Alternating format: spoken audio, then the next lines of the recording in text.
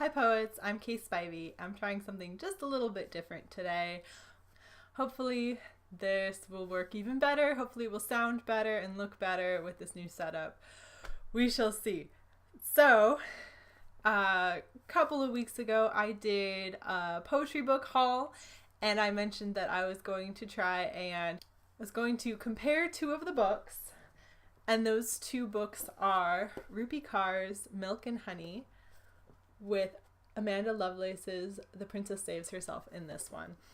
And so, like I had said in the other video, I had heard a lot about the two books being kind of similar, and then I'd heard a lot of really polarizing opinions about them. And so I'm going to go through, I've read them both now, and I'm going to let you know what my thoughts are on both of the books. The first thing that is obviously comparable about the two is the black and white covers, and also the really short lines inside. That one's from Milk&Honey, and here's one of the pages from Princess Saves Herself. Very short lines, and they're both about healing journeys. They both have to do with abuse. However, they cover two totally different types of abuse, and they deal with them in completely different ways. Milk&Honey had to do with some sexual abuse and healing from that, and this was a very mature look at dealing with that kind of abuse. It's about growing from it, growing out of it, still being a sexual person.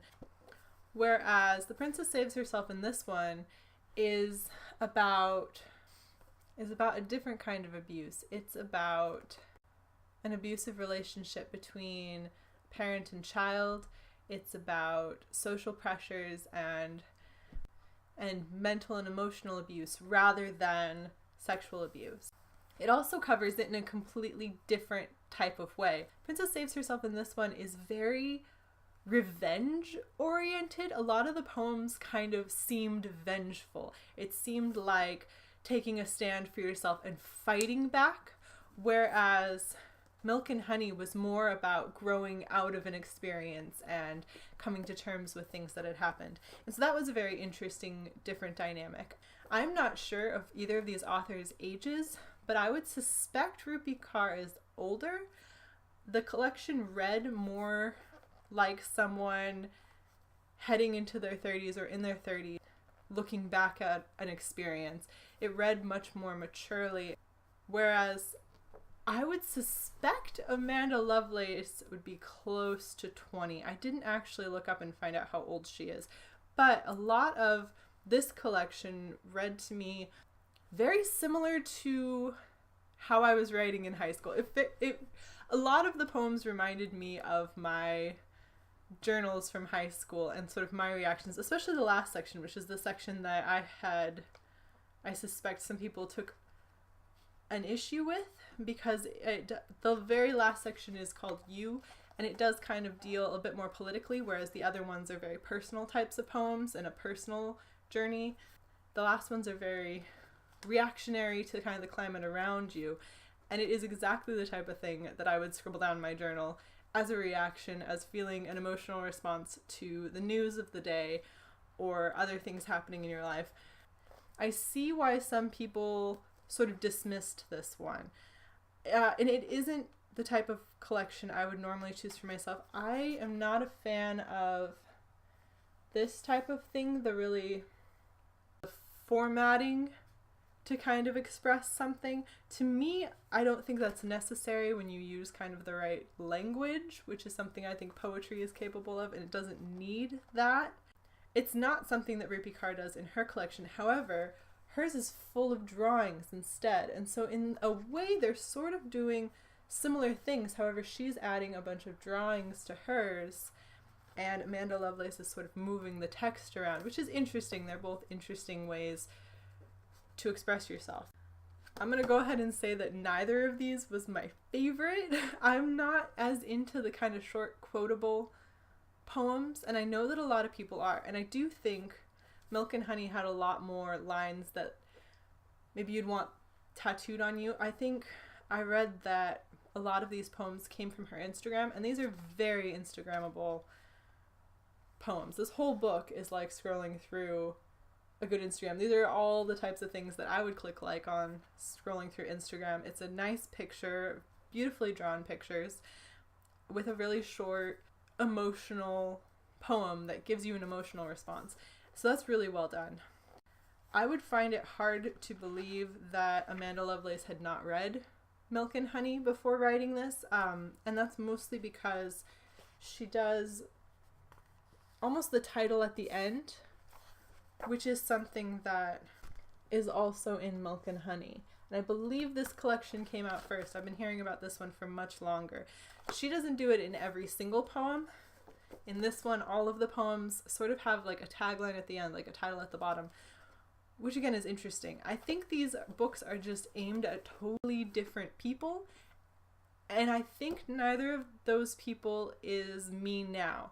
I think if I were younger, I'd have really enjoyed The Princess Saves Herself in this one. I think this is the type of book that kind of feeling like I don't want to say vengeful, but kind of an angry teenager, like bad things have happened and you're feeling emotions about it.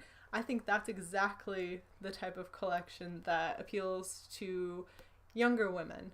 It is very empowering to read. A lot of it was coming back at your abuser, being the one who wins in the end. And I do think that's very valuable in that case. Milk and Honey, I would say, is probably more accessible for older people.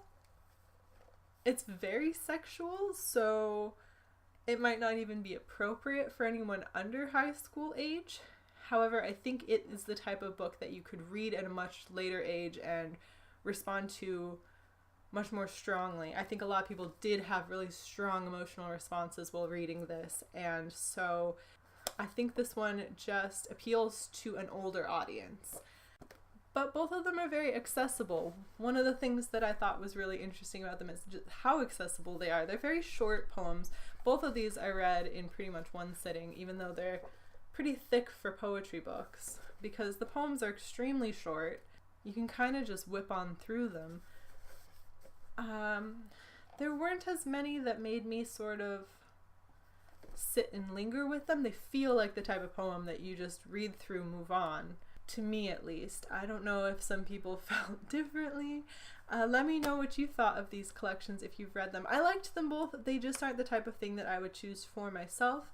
Like I said, I don't think I was exactly the intended audience for either of them, but I'm pretty sure I'm not for The Princess Saves Herself in this one. I think teenage girls would really enjoy this one, whereas I think this one is maybe a bit more healing, especially for adults. And visually, this one is really pretty stunning as well. These little line art pictures are a great deal of the appeal for me. I really enjoyed that. So that's my opinion on the two of these. I think I can see why I was hearing the comparisons to begin with, and I think that both of the collections are good in their own right. Neither of them is exactly for me, but yeah. The only book I have not yet read from my haul was the Sara Kay book. I'm still going to be spending some more time with that one. However, I have also finished Urchin Heart and Pieces of the Dawn. And I'm going to talk about Pieces of the Dawn first because I loved this collection. This was so good. This one I'm going to have to buy for a cousin of mine.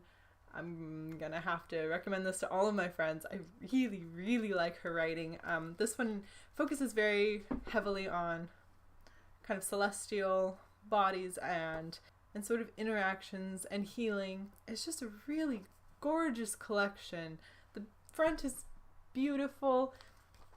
The poetry is beautiful. I had so many stars on this, and I tried to write a review for it on Goodreads, and then my computer just ate that. So I'm gonna try and write a review again. Saying what I think of this. I did write a review for this one. This is very different from her first collection, Kelp Song. This one is not a linear narrative. This is more of a poetry collection. The art inside is gorgeous. I really liked a lot of the poems. A lot of them have a very sort of modern street magic feel. I think street magic is the right term. It sort of takes a modern stance on legends and like introducing you to legends and folklore, but in a very modern, accessible, current, witchy type of way. So the cover is so beautiful and the collection is really lovely. I think if I were only recommending one book though from the haul from before, which I will link, I would definitely say Pieces of Dawn has so far been my favorite, but Sara Kay may yet win that one out. We will see. That is all I have for the wrap up for today. Let me know what you thought of the video and of my thoughts on the different collections that I've read.